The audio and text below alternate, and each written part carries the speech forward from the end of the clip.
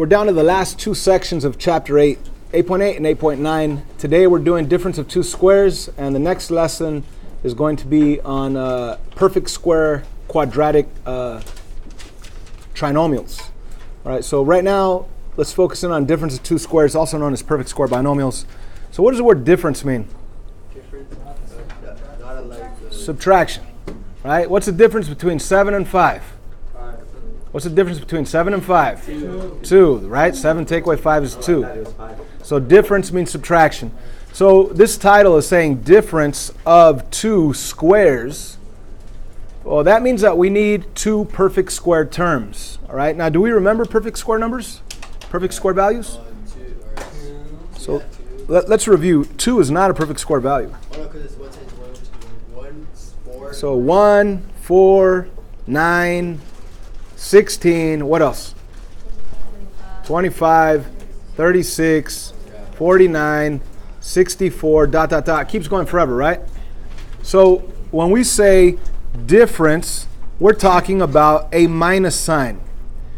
Of what? The difference of two squares. So number 1's a perfect example of that because it does have a minus sign, and the first term really is a perfect square term.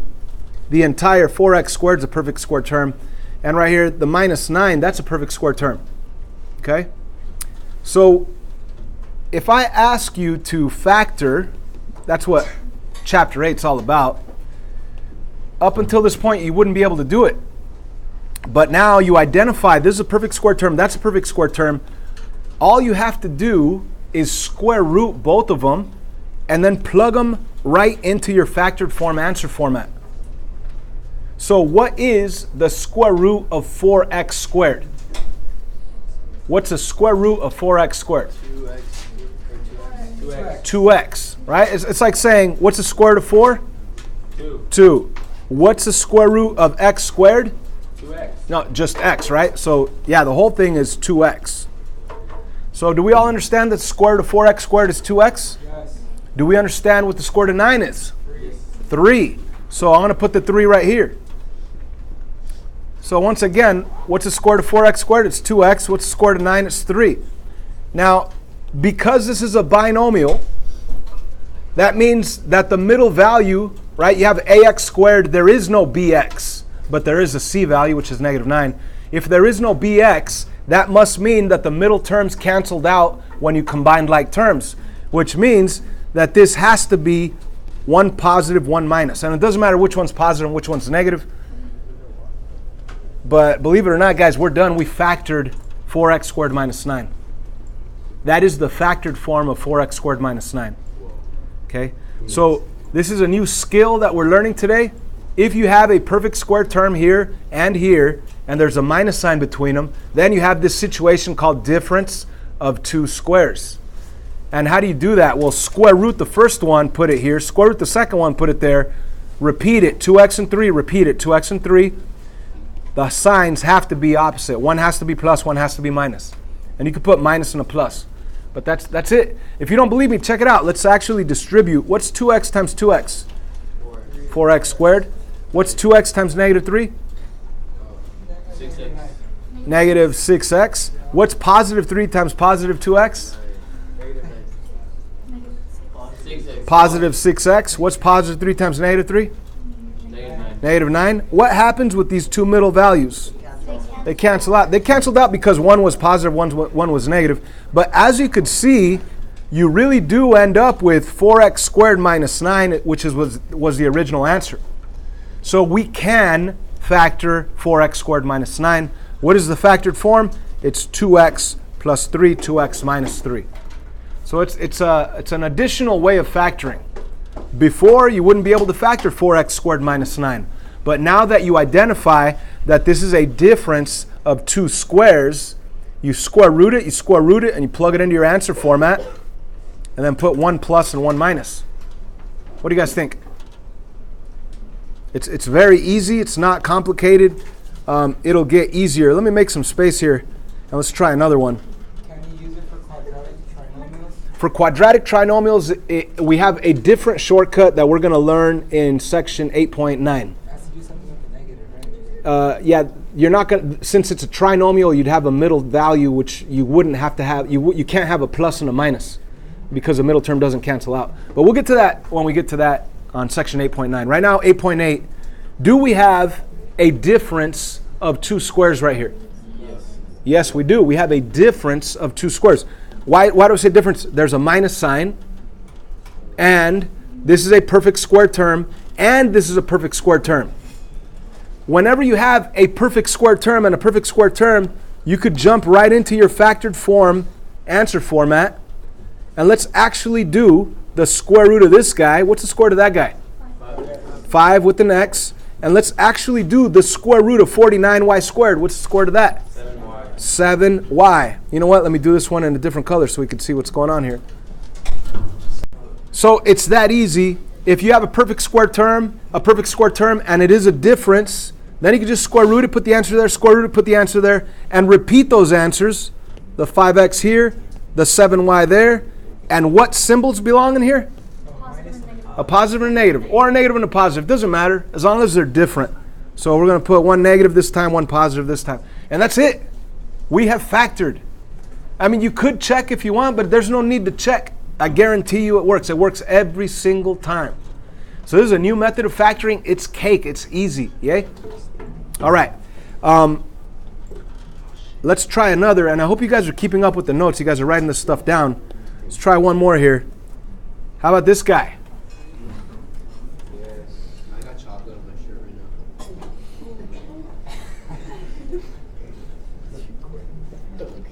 Yeah. No. Yes, it is. Yeah, wait, never mind. Ladies and gentlemen. 3x plus 4. I mean, plus 2. 3x plus 2. Okay, so you guys are telling me this answer, 3x plus 2. It's not a difference. I said that. Let's go in again. Okay? It's not a difference. So you cannot say that this is the answer because it's not. This is wrong. The fact is, Minus 2. it needs to be a difference of two squares. And right here, this right here is not a difference. That's a plus sign. So you can't do this.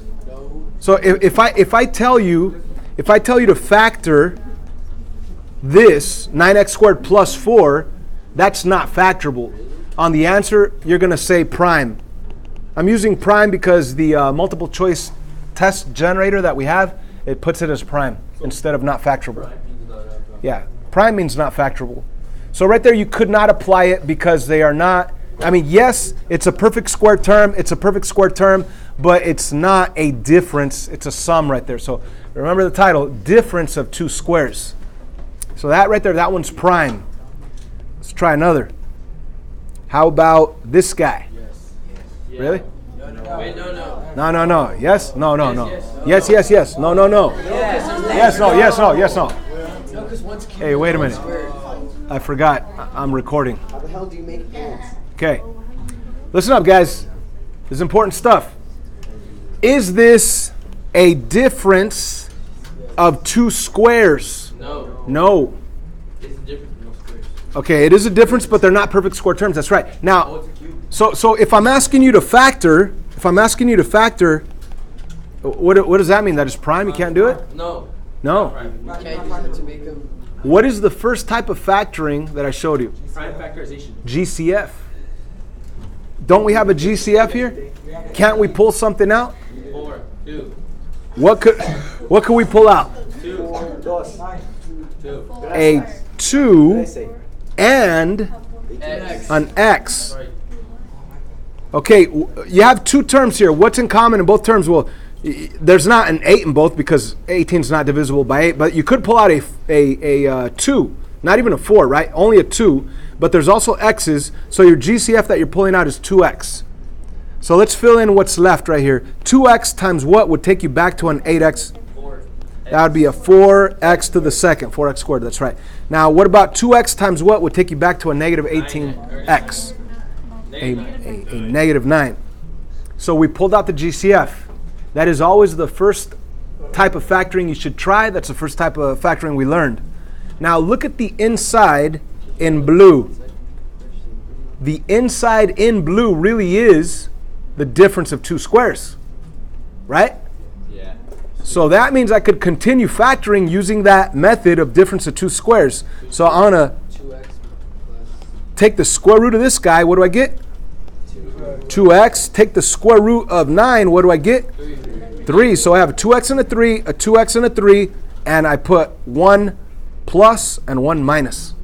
And what about that 2x that you pulled out since the beginning? Pull it down. Pull it down. Put it there. It doesn't matter where you put the plus in that. It doesn't matter which one's plus, which one's minus, as long as they're both opposites.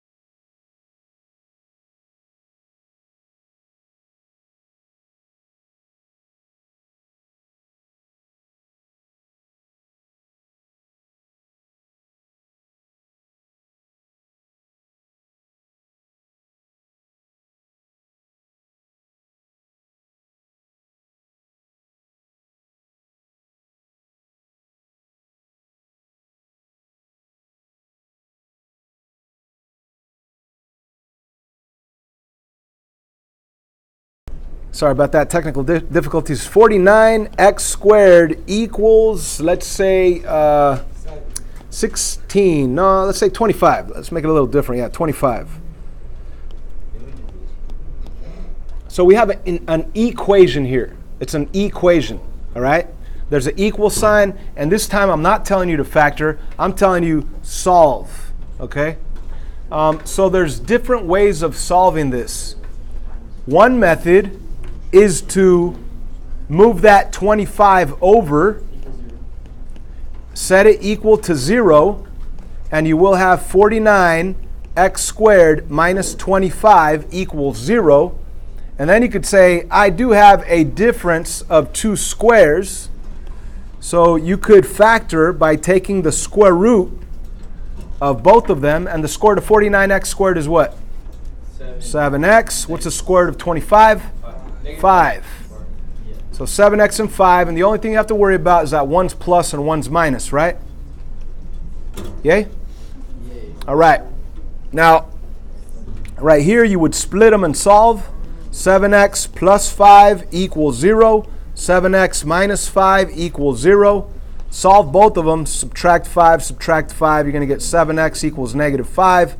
When you divide by 7 on both sides, you're going to get x equals negative 5 divided by 7. That's one answer. Over here, plus 5, you're going to get 7x equals 5. When you divide both sides right there by 7, you get x equals 5 divided by 7. That's another answer. So those are your two answers for this problem. That's solving using the difference of two squares factoring method that we learned just now. There's another way also. The original way of solving an equation was to isolate x, get x by itself. So let me do that. 49x squared equals 25. What would I have to do to get x squared by itself if I wanted to get rid of the multiplication of 49? Divided by 49. And what I do to one side, I must do to the other side. So I could cancel that out, and I'll have x squared equals 25 over 49. Yay? Now, I don't want an x squared. I just want an x. How could I get rid of a square? Square root it. Yeah. Square root it. You get rid of something by doing the opposite. So if you have a plus 2, you get rid of it with the minus 2. If you have a times 2, you get rid of it with the divided by 2. If you have an x squared, the opposite of a square is a square root. So you'd have to apply a square root to the left side and a square root to the right side. Then you would get x equals. 5/7. Now here's something interesting that we have not discussed. When you do a square root in an equation, you're going to end up with a plus minus in front of your answer. Okay? And what is the square root of 25? That's 5. And what's the square root of 49? That's 7. So your answer is x equals plus or minus 5/7, which actually means that x does equal positive 5/7 and x equals negative 5/7. So it's up to you if you want to isolate the x and use square roots. But if you do that, make sure you put a plus minus in front of your answer. Or if you want to set it equal to 0 and use the difference of two squares to factor, split, and solve and get your answer being positive 5/7 and negative 5/7. It's totally up to you which method you want to do. So let's take a look at our homework. The top half is factoring. And of course, we are doing difference of squares, difference of two squares. So, for example, number 1, you could think of it the old way. Since there is no number out here in front of k, you could think of it as k here, k there. What times what is negative 100? That if I combine together is my middle value, which is nothing. Well, that would be a plus 10 and a minus 10. But the idea was to practice your difference of two squares where, oh, I have a perfect square term here, perfect square term there. Square root this guy, you get k. Square root this guy, you get 10. So you put the k in the 10, the k in the 10, you put 1 plus, 1 minus. But you don't have to do the difference of two squares right there. Right here, I would do difference of two squares. So what would my answer be right here on number 2? 9 minus, or r Parenthesis. plus or minus r plus 80, or r plus 9. How about this? R minus 9. What's the square root of 81? 9. 9. What is the square root of r squared? R. 1 plus, 1 minus. Wait, so this is like hard to get some of this questions? It's pretty easy. This lesson's easy. I mean, let's take a look at. Like they're not all that. Look, pick the most complicated one that looks right here on 1 through 15. 14? Oh, no, 15. 7. Sure, why not 7? 22. All right, guys, Let's just go 15 looks harder. Look, 15 has a 4. check it out. Pay attention, guys. Number 7. Do we have a difference of two squares? Yes. So we're going to set this up. 11m and 12. The square root of 121, m squared is 11m. And the square root of 144 is 12 with a p. So you repeat that, 11m, 12p. One has to be a plus, one has to be a minus. You don't always have to put the plus first. You can put the minus first if you want, and the plus second. It's up to you. Doesn't matter. That's the answer. 15. Okay, now when you guys say 22, we're talking about solving. So let's hold off on that. Somebody said 15, let's do 15. Now, this technically is a difference of two squares, even though you have this weird fourth power here, right? And wait a minute, it's still not, I'm sorry, let me back it up. This is not a difference of two squares yet. This is a 3, that's not a perfect square term. 48 is not a perfect square term.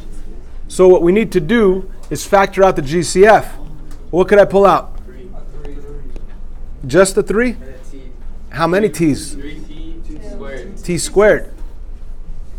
So 3t squared is a GCF. What's left over on the inside? T squared. T squared minus 16 if you do it on a calculator. And if you take a look at the blue inside perfect square binomial, you really do have a difference of two squares right there. So what's your final answer? 3t squared, parenthesis, t, close, Or t squared. t minus 4, t plus 4. Remember, when you do the square root of t squared, you get the t. The square root of 16, you get a 4. Put 1 plus, 1 minus. And that's it. Okay, so now let's look at the second half. The second half says solve. It says solve. So we need to get the equation. We need to solve the equation. And which one would you guys like to see? 22. 22? All right.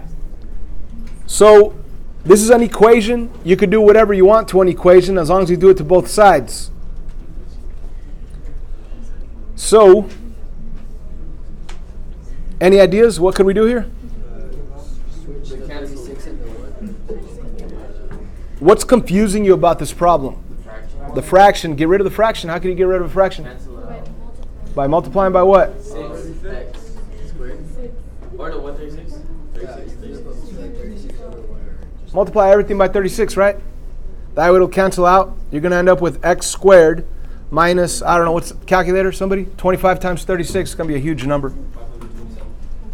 527? No? Wow, thank you. It might be like 5 billion.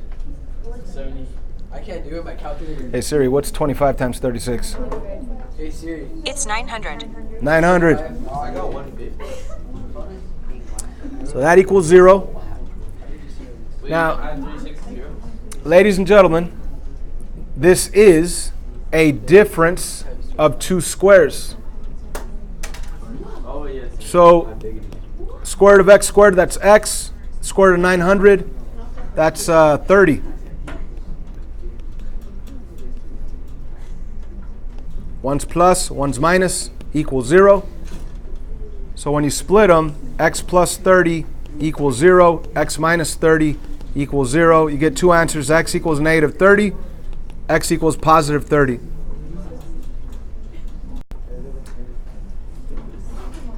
So down here, we do want to solve. Up there, we just want to factor. So on all of these, like even on 18, factor out the GCF first, and then you should have a perfect square binomial, a difference of two square situation, where you could apply the shortcut that we learned today.